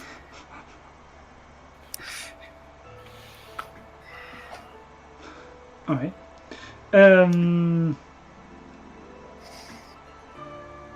The Bugbear Advisor. is there any interesting flower arrangement? No. There's lava pouring out of the walls. Okay. That's actually not true. You see that on the table where the guy who's now dead is bled out, there is a vase with these pretty flowers. Do I know these flowers? Which are by the growing look out of him. of them? That's like fungus. That's Not a disgusting. flowers. Not fungi. Flowers. You're asking the question, can you do a nature check with advantage? If it is a fungus. A 9, so I have no idea. With advantage? I'm- You're pretty sure that these are flowers that come from the surface. Okay. But that's... Not that interesting, apparently. There was something about fungus in here once, wasn't there? Oh yes, here, fungi. Yeah.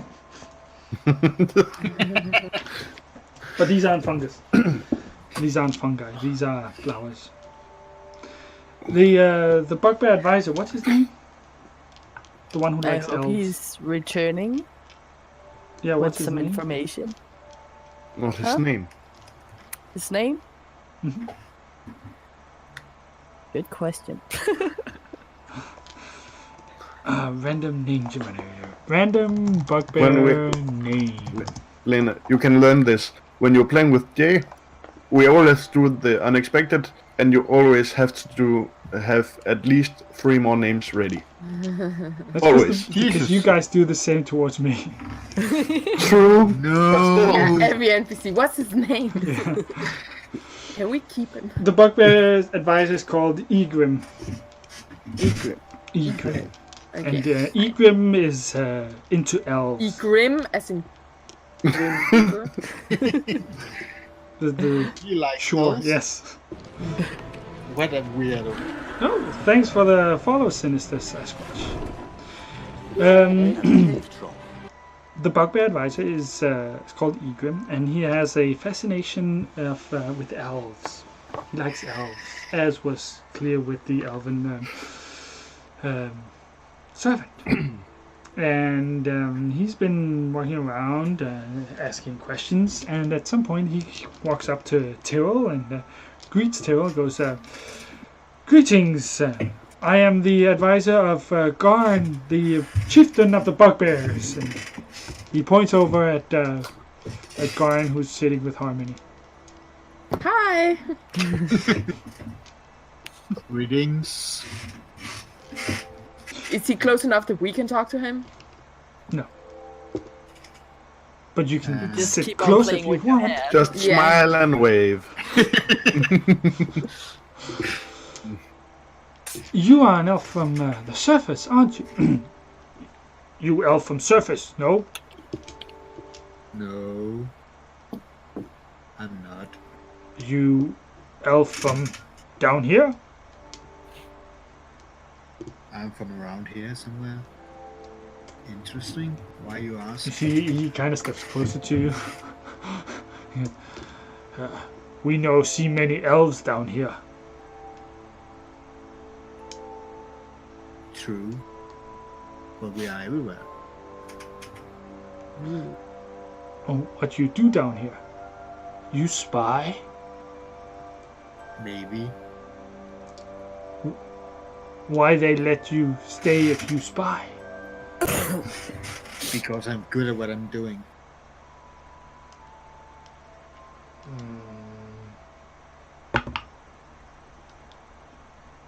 We work together? Yes? Depends. What is your goal? He gets closer and closer to you. He goes, our goal is to make bugbears strong. Bugbears need strong allies to become strong. That's why we follow Garn. Oh, so you try to become something you are not. Fair enough. We decide what we are. True. Fair enough. You can decide what you are. And so you are the right hand of the strong, weak leader. Garn not weak. Garn very strong. Garn just kill would-be assassin. Right. Well, that's what happened.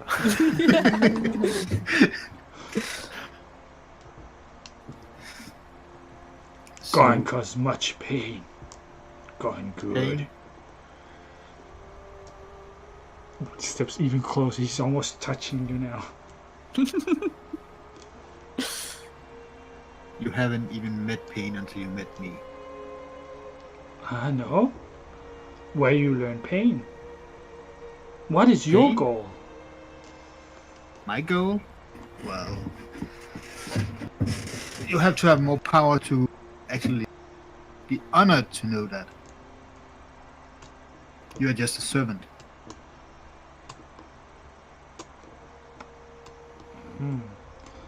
You should speak with Garn. You servant of who this? Points over at the Angels of Death. Enjoying some torture play thing. He is a great being. Yes, he one of the Angels of Death. But what is his name?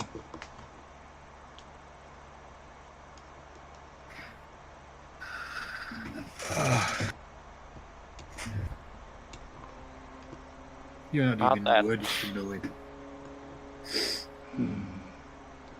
He like his hand is coming closer and closer to you. He goes, "You very strong. Nice armor." Like starts brushing the armor. Personal space much? You like your fingers, or you want to lose them? He starts with jacking his hand. He goes like, "Oh, I like me a feisty elf." So please, your purpose of coming here to talk to me was what again?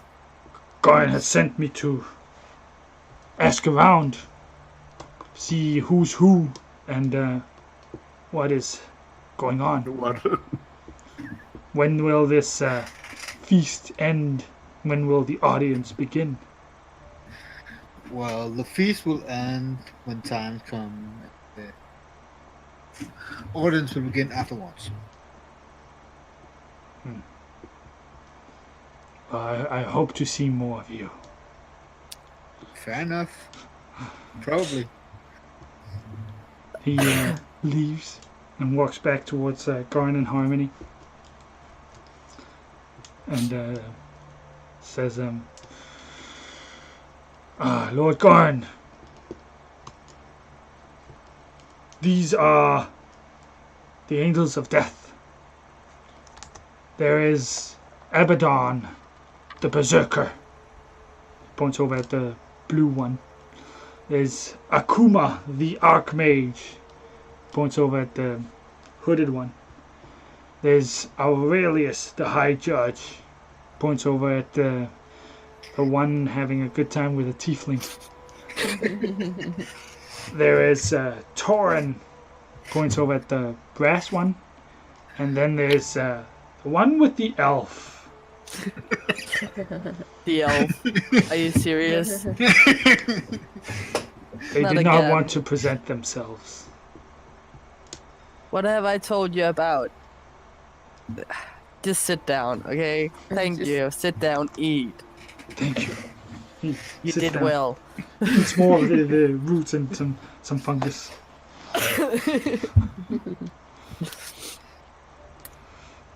Going turns to Harmony, like, did that ring a bell of any kind for you? Like, No, not really, I think. Thanks for the follow.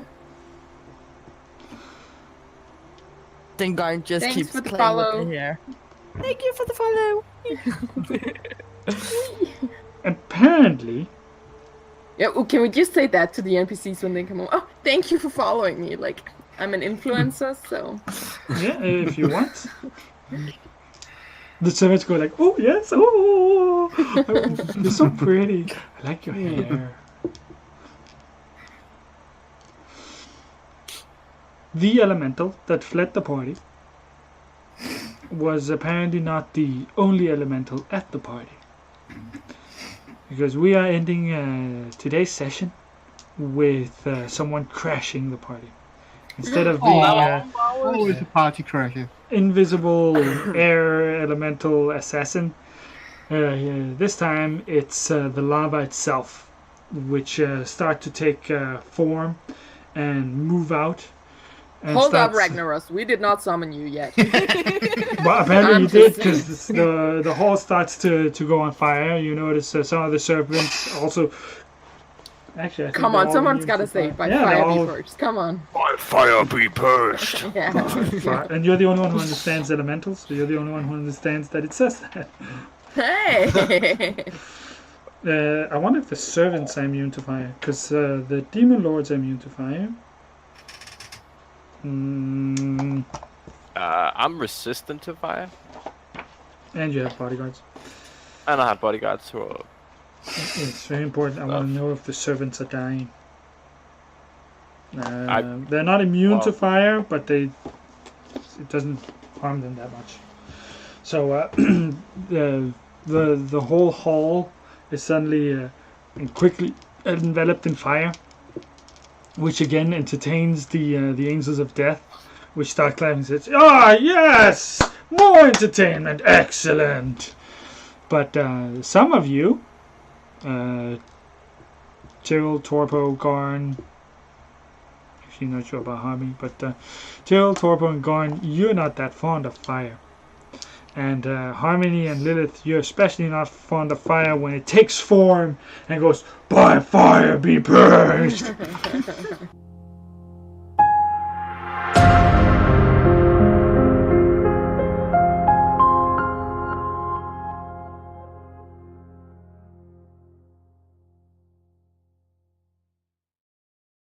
Welcome to the stream, part 2 of our first episode, audience in Gracklstugh. Gracklstugh. I'm your DM Yusi. With us we have Lina, Nina, Maddie, and Kim. Kevin, he is at work, so he will not be joining us. His character Torpo has there was an attempt on his life, and his guards have been slain, and his servant has fled the party. And he too decides to retire. Run away! Little girl. Lina, she doesn't have her cam on today, so we have her beautiful avatar instead. And as you can see, Lilith is wounded. Don't even remember why. Yeah, don't kiss a succubus. Oh, yeah, there you go. That's why. That's a good life lesson right there. It's a good live lesson. Oh my god, amazing light. Welcome to the stream. Before we get started,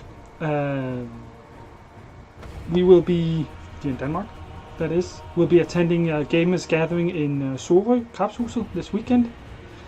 On Saturday from 12 o'clock, we'll be playing a game of Ravnica, which I'll see if we can't set up some cameras so we can live stream from gamers gathering. And depending on how long it takes, we might play a game more. And at 8 o'clock in the evening, we'll set up yet another game of Ravnica.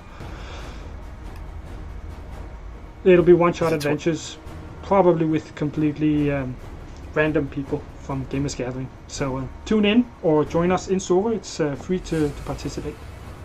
Yeah, I'll come as well, I think. Awesome. On Sunday, we'll also be there. Christian will play a game of Defiance and Flam from 12 o'clock, but I'm not sure that he'll be streaming or recording it. But you're still welcome to go to Sorø, go to Gracklstugh, check it out. There'll be Magic the Gathering, there'll be cosplay, there'll be board games, maybe some Warhammer as well. I know they've been talking about it. Don't know if they've actually got to set it up. And we'll be in charge of the D&D. So check it out. Come play. Our last session ended very dramatically It does. with Yeah, for some people, I think. What? I think Lilith, Nice and Lilith quiet. is like, she's pretty okay. She's just chilling. it's gonna get Nothing interesting. important happened. Yeah, prepared Someone stuff. died, someone had I fun, prepared some someone stuff for my drank, character to do if shit goes down. Someone made out with a succubus. Exactly. Just gonna do that and then die. Then Willingly. something. So I have you no were intention of attending dying, a feast, a great feast, which lasts many hours, which we've been playing. It is a feast of devils, where you have the angels of death, these dragonborn archdevils, who host a party filled with succubi and with people of importance, also known as your players. It is being held in the hall of a dwarven hall, which I can't seem to find. Here we go. Dwarven hall, where you have lava that pours down through cuts in the black basalt walls of this vast hall. And the session ended with this lava taking form, spreading fire throughout the hall, and eventually taking the form of a large fire elemental that seems to be crashing the party. The kobolds have been either slain or fled, and the succubi are not too keen for fire either. They have resistance, but they're not immune, so they also start to flee the hall. The angels of death, the archdevils, they really don't care. They find this entertaining, and they look forward to seeing how you deal with this intrusion. Sure.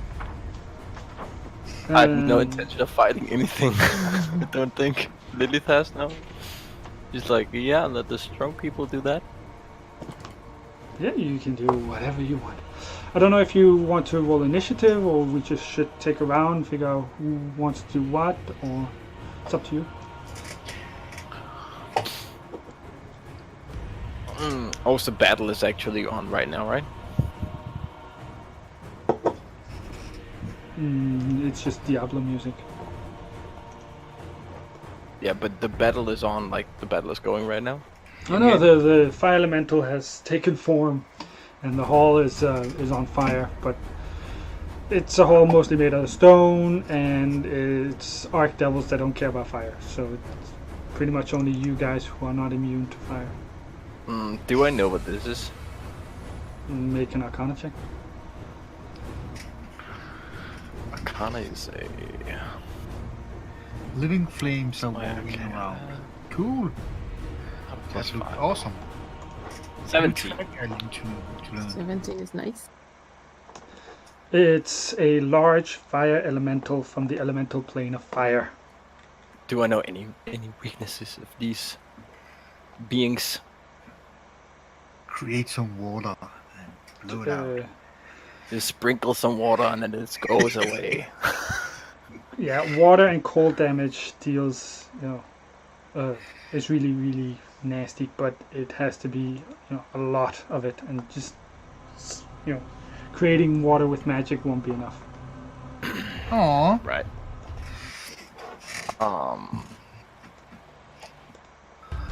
Okay. And I Should we guess roll burning initiative? I hands think would it's a be a good idea to really roll. bad idea. They, with your high Arcana check, you know that they are immune to fire. So I'll cast a Scorching Ray and Fireball. Yay! Okay, cool. Alright, well, then let me ask, Goran, how does Goran react to this fire elemental taking form? How far is he from the actual fire? How far away do you want to be from the actual fire? As far away as possible? And does he want to be even farther away? No, he just want to see what's gonna happen. Like, it takes form, is it gonna do something to us, or is it just a part of this feast thingy? Wait a second, Lilith is butt naked right now? Pretty much. Oh, So. Yeah. man. That's so cool. Fighting this butt. Okay. What the about scene is set. Harmony? Harmony isn't butt naked. Yeah, I'm For pretty now. happy with that, actually. Alright. Yeah, no, I don't feel like jumping into this. I mean, not scared of it. I don't have a reason to participate in this fighting. So, waiting around, seeing what's gonna happen. Are people gonna panic, or what? Well, What's most of the servants are fleeing the hall. Yeah, but like, what happens when all of them have left and it's just, By the way, all Lilith's guards and stuff, she brought 2 guards in here. They run up to each of her, like on her side, just stand there, weapons out. Alright. How about Tyrell? Like, Well, the last time he just I better do something, so I actually think I'm just gonna try to kill the fire thing. same. So I want to cast a spell. I want to cast a spell. You want to cast a spell? That's Yeah, maybe it's so cool. We gotta maybe- cast spells. I want to know, Lilith, what spell do you want to cast and why? I want to cast Shatter. And why? Because I know from my studies that elementals do not like that. Shatter is a good spell for elemental. It's more you've been preaching for a very long time that you were busy with other stuff and you didn't want to participate and so forth and so forth. And now that Tyrell says that he wants to fight, then you're suddenly willing to enter the She fray. as actually well? think it's pretty interesting. She actually haven't tried. She hasn't actually been in battle for like ages. So she's like, No, Lilith is usually the type that avoids battles. yeah, but she's not getting close. If she runs away, if anything gets close, that's how it is. She can stand in range and cast spells. If anything gets close to her, she's like, okay, I'm out. What about Tyrell? Basically how it's gonna What spell does Tyrell want to cast? Well, he want to cast Hex on it. That's a bonus action, isn't it? Yes, that's correct. be. That's a bonus action. And it's followed up by... It's followed up by he using his magic wand to cast Light on it. Alright. And Right, for that's the something attribute, I choose Dexterity. Alright.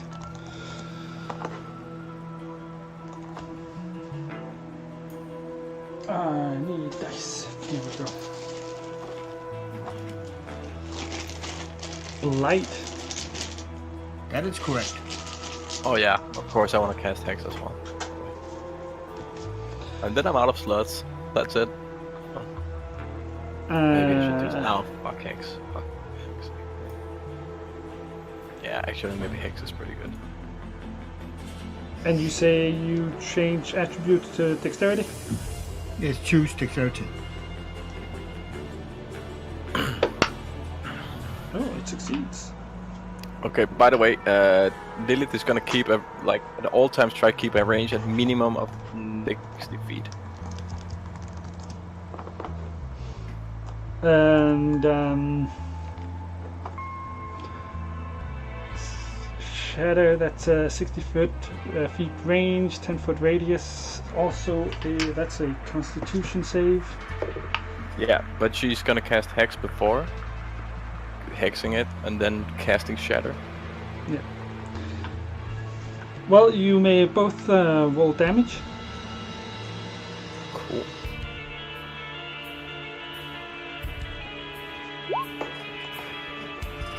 52 points of That's necrotic really damage. bad. Okay, take 7. For Shatter. Jesus, that's bad. 3d8 and give 7 damage. 7. And DC 16, by the way, on the Shatter. Oh, and it's hexed as well, so I guess that's damage from hex as well, right? It's 1d6. All of this additional damage that you deal is you simply take the average. So Hex will deal an additional 4 damage, and that's Oh, it. so it's Alright. 55. So you both deal 4 damage extra. Yeah, so that's... Yeah, I deal 11 damage in total. Really bad, by the way. Unlucky. Alright. So Garn and Harmony, you see all these servants, they start fleeing as fire envelops the hall. Mm-hmm.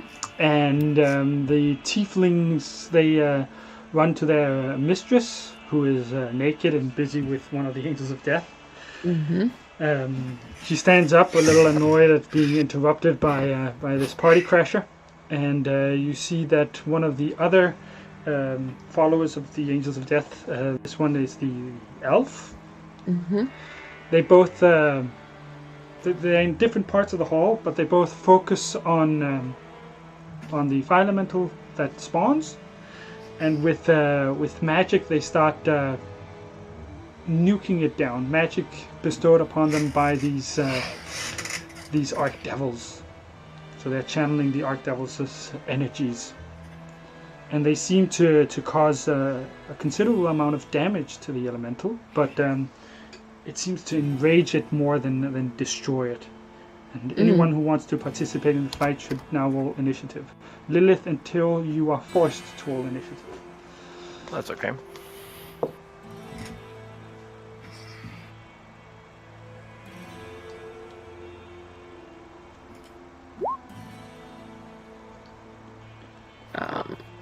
I don't know if I want to participate in that. What did you roll? 12. Oh, I didn't. Oh, alright. I just said I don't know if I feel like throwing myself into that fight or not. You can always change your mind later. So we can just leave if we don't want to anyway. Well, you and Garn are standing. You're still sitting at the table, which is on fire at one end, but it hasn't reached you yet. And you're in such a tactical position that you are able to leave the hall without passing the elemental. The elemental's further inside the hall. Well, then I'm in. Count me in. 19 initiative. And what about Lilith? 12. And what is Garn going to do? Looks fascinating up at Harmony, like, you go, girl. Yeah, I'm gonna do this. Alright, what does Harmony do? Shatter. Just I want to be better. I'm not better. That would be 6 damage if it hit. Whoa, we're dealing so bad damage on the shadows. It's amazing. 6 damage. All right, so the elemental is actually surrounded by spellcasters. 2 of them channeling demonic, or the energies from the Archdevils, and the magic that you use, Harmony. That's what is that? More music, song, instrumental, or just talking, or Yeah, I guess some sort of singing or something. like a banshee's wail, Yeah, something like that. Sylvanas Cool. style. Yeah. But I'm not saying for the horde, okay? I'm just not. No, of course not. No, you're saying for the alliance. It's gonna be a new alliance. This, Hey, I'm wearing a World of Warcraft t-shirt today, actually. but Yay. what, is it the alliance? It's Lord of War. The horde is so badass. How about Lilith? What does Lilith do? Well, she'll cast another spell, and she'll try and get out of range. She's still out of. Well, she's still at a distance from the elemental. Not sure she actually feels like she's gonna cast. She's just gonna cast Blast. Eldritch Blast. You haven't I heard don't- of that spell yet? Not at all.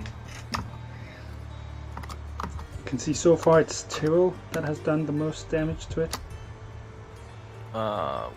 Shit, I haven't wrote it in. Let's roll one. Really? What's 1d20? Eldritch Blast. That's plus what?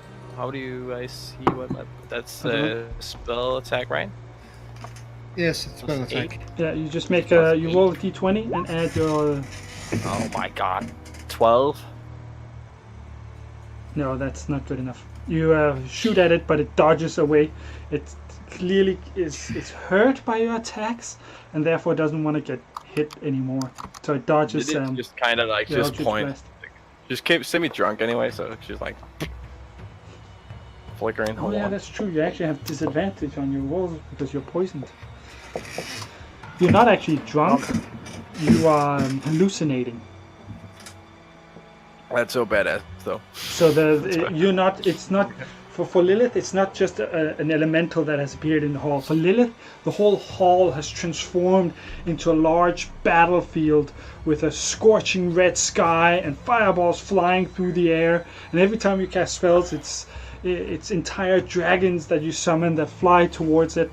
And it is a whole legion of devils that are marching towards you. I think that is why Lilith is actually participating in this fight. She wouldn't. Now Tyrell isn't affected by the hallucinogenic beverages of the Archdevils. And it's still alive, that bastard. Yeah. Well, should we give it another try to deal with it? Why not?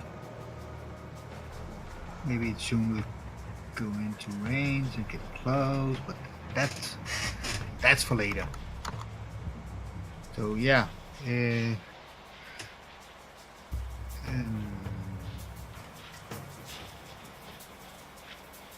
Well, so yes, why not give it another? How many times can you cast Blight? Isn't it only once? Blight is from the wand, Yeah. so you should charge it. Oh yeah, you use charges. That's right.